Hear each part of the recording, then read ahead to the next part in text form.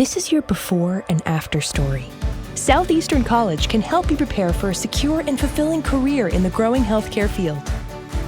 We offer a wide range of careers to choose from, so whether you want to be a medical assistant, medical billing and coding specialist, nurse, surgical technologist, or another healthcare career, we've got you covered. Become a vital part of a healthcare team and make a real difference. Southeastern College, your future is bright. Visit sec.edu to get started.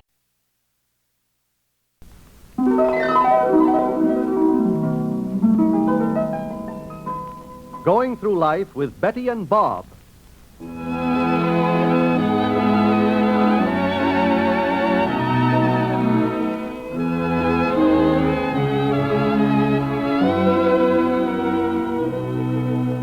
This is Milton Cross, ladies and gentlemen, inviting you to join us for a visit with Betty and Bob Drake. But first, a few words from a friend of yours.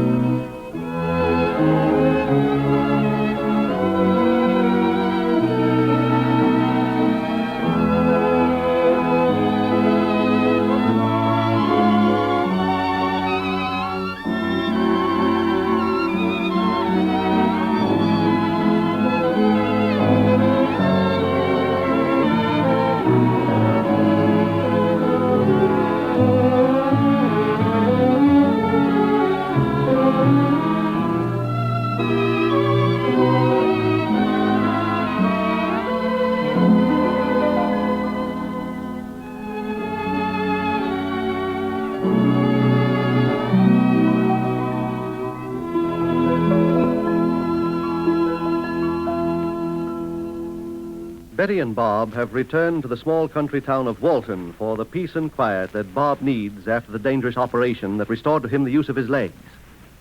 As editor and publisher of a great fighting newspaper, The Trumpet, back in the city of Monroe, Bob was resentful of the uneventful life he foresaw for himself in the country. It took a lot of persuasion on Betty's part to keep Bob from turning back to Monroe before they had even arrived at Walton. But the unexpected welcome of Mayor Jeff Patterson and their old neighbors somewhat softened Bob's resentment. By evening, he was even half willing to admit that moving to the country with the baby twins, his mother, and Claire Evans and Gardenia, was a wise move after all. But then, in the midst of the quiet night, gunshots were heard, and Betty and Bob, going out to investigate, heard more shots and saw cars racing along the road toward the Rusak farm a mile away from their place. Bob stopped one of the cars and learned that Rusak had barricaded himself in his house with his two daughters and had just wounded one of the deputy sheriffs. Sensing a growing mob violence and being puzzled by the story told of Rusak, who they knew and liked before, Betty and Bob quickly got their own car out of the garage, and we now find them starting for the Rusak farm. Bob, are you sure you want to drive? I am driving. But the strain, dear. Please, darling, don't make me sicker than I am. As a matter of fact, I'm not sick at all. Feels good to be behind the wheel. Oh. We'd better hurry. Yes. There's murder in the air tonight. Now that he's wounded that deputy sheriff, we're probably going to see a sample of mob violence at its very worst. Did you hear Joe Bonham's voice? Come on up and see the fun. And Joe Bonham's a nice man. Yes, he is. But once these things get started, they're awful hard to stop. But Frank Rusak, you remember him as well as I do, don't you, Bob? Yes, I do. The swell fellow. He isn't the kind of man to keep his daughters out of school and threaten the truant officer and now shoot a man. There must be something in back of all this, Bob. Sounds to me like a man who's lost his reason. Why, it was a terrible shock to learn that his wife had died. Yes, she was a fine woman. Bob, do you suppose there's any connection between her death and what's happened now? I don't know. Betty, look at that crowd. Oh, I hope they don't fire into the house with those two little girls in there. There's no telling what they'll do. A man without reason makes trouble enough, but a mob without reason, there's nothing worse or uglier. I know. Look, they're moving toward the house. Yes, they may get Rusak out, but there'll be a couple of people killed before they do. Come on out, Rusak. If you know what's good for you. All right, fellas, come on. Let's get him. If he won't come out, we'll burn the rat out. Burn him? There are two children in there. Betty, look, who's that coming? I don't know, Bob. I can't see. Stop it, I tell you, stop it! What? I said stop it or one of you's going to get killed. Listen, you aren't running this school now, Mr. Teacher, so just take a back seat and keep your mouth shut. I'm telling you, leave that man alone in there. Listen, he plugged Deputy Williams in the shoulder. He's been taking pot shots at the rest of us for the last half hour. He's a killer. That man is out of his mind, Joe. He's nothing but a killer, and we're getting him out now. Come on, fellas, spread out. Joe! Listen to me. Keep your hands off me. You're stirring up this violence, and you're going to be sorry for it. I said take your hands off me. No. All right, then. Oh. Joe Barnum. Oh, good evening, folks. Glad you decided to come and see us get that killer out. You hit that man when he wasn't even defending Here, himself. let me help you up, fellow. Oh, thanks. Come on, everybody. Wait a minute, everybody. Now what? We heard this man talking to you, Joe. Yeah? And he's absolutely right. Of course he is. You people don't know what you're doing. Sure we do. You think that a crazy man is in that house. If you all could take a look at yourselves, you'd see that you're behaving a lot crazier than he is. What kind of talk is that? We don't think you're the same Joe Barnum who welcomed Betty and myself this afternoon. Ah, there ain't no time for speeches. He shot a deputy. Stop driving yourself on, Joe. Betty and I knew Rusak before we left for the city. He was a good, kind, hard-working man. Yeah, well, he's a killer now. Come on, we're wasting time. Joe Barnum, if anything happens to Rusak, I'll swear in court that you provoked this crowd to murder. Huh? Yes, and so will I. I see that cooled you off a bit, didn't it? Well, it ought to. Because we'll do just that. We'll swear that you're guilty of murder. Don't let him talk you down, Joe. We started to do something. Let's finish it. I'd like to talk to whoever said that. Well, whoever you are, you're coming forward? Doesn't seem as if he is. Now, everybody, please relax. Take it easy. I think you're all very lucky that this man here and Mrs. Drake and myself came along when we did. And stopped you from doing something that you'd be bound to regret for the rest of your natural lives. Talk back to him. Shut up. That's better, Joe. None of you people here are yourselves right now. You've been off on a wild blood hunt. It's made you lose all sense of self-respect and decency. The talk of burning down that house, knowing that there are two children in there. Rusak is no criminal. No, it's just that the death of his wife has thrown him off balance. He wasn't able to accept her death. He felt he'd been done a great injustice. In a way, he thought society was to blame for the death of his wife. Oh, she died of natural causes. That's why he kept his two little girls out of school. That's why he neglected his farm.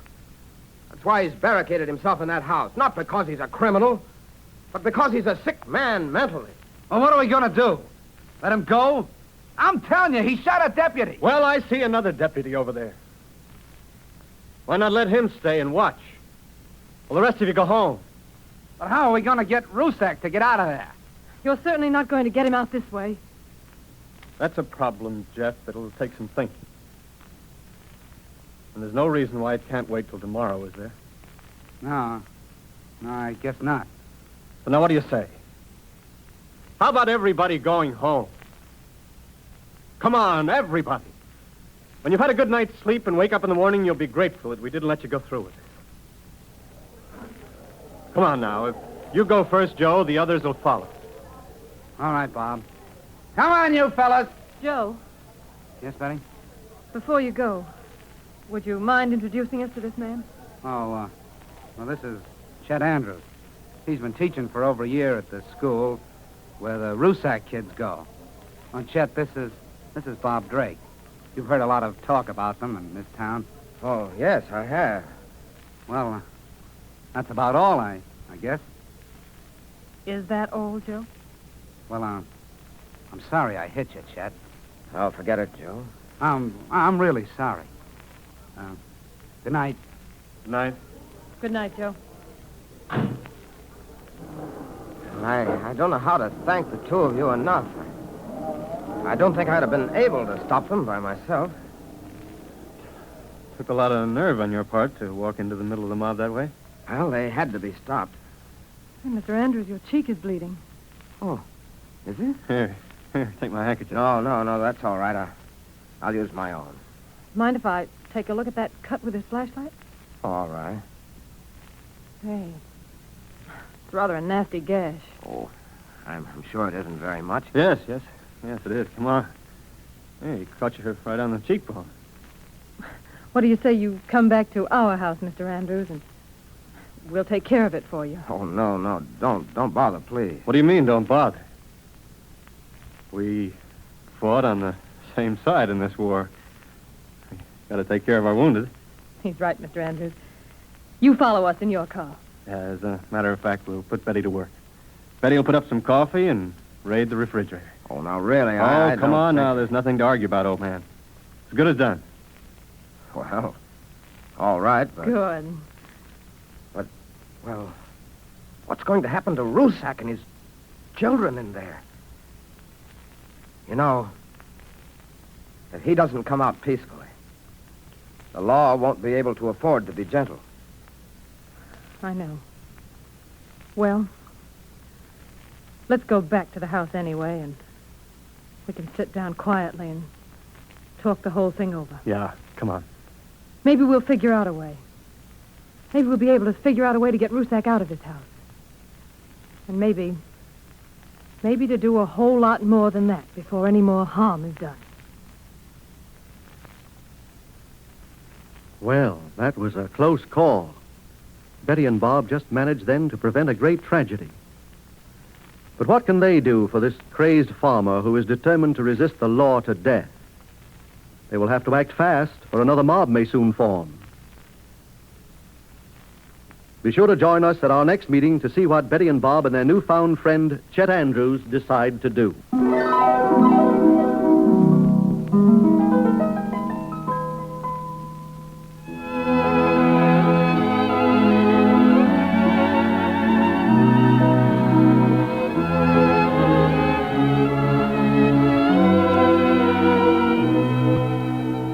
This is Milton Cross again, ladies and gentlemen, inviting you to take a moment to listen to an important message.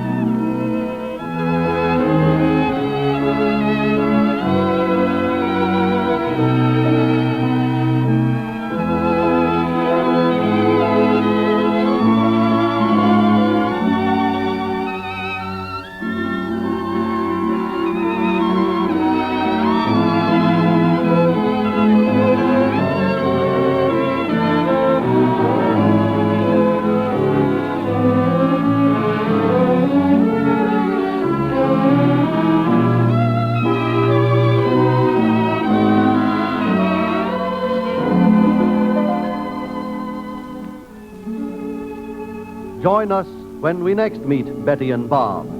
Your announcer, Milton Cross.